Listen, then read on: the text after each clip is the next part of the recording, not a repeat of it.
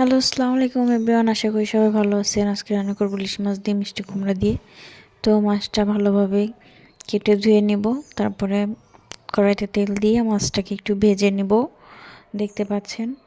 তো সবাই আমার চ্যানেলসটা লাইক, কমেন্ট, শেয়ার এবং সাবস্ক্রাইব করে দিবেন। মাছটা ভাজা হয়ে গেলে মাছটা ভাজা হইতে হইতে আপনারা সবাই সাথেই থাকবেন। তো জানি কেউ কমেন্ট করবেন না, তাও বারবার বলতেছি সবাই একটা করে কমেন্ট এবং সাবস্ক্রাইব, একটা লাইক দিয়ে যাবেন। মাছটা ভাজা হয়ে গেছে, মাছটাকে উঠিয়ে নিব। কড়াইতে দিয়ে দিব হচ্ছে পেঁয়াজ কুচি। পেঁয়াজটা একটু ভাজা ভাজা হয়ে আসলে তারপরে দিয়ে দিব পেঁয়াজ বাটা।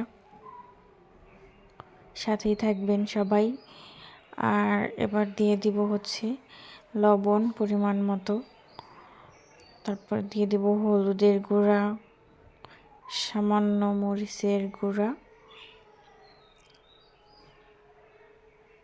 তারপর দিয়ে দিব একটু জিরার গুঁড়া, সাথে কাঁচামরিচ দিয়ে একটু নাড়াচাড়া করে নেব।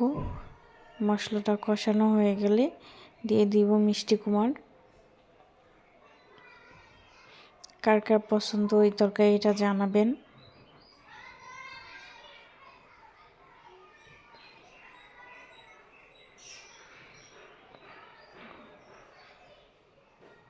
কুমড়াটা হয়ে গেলে পানি দিয়ে দেব মাছটা, দেখতে পাচ্ছেন সবাই।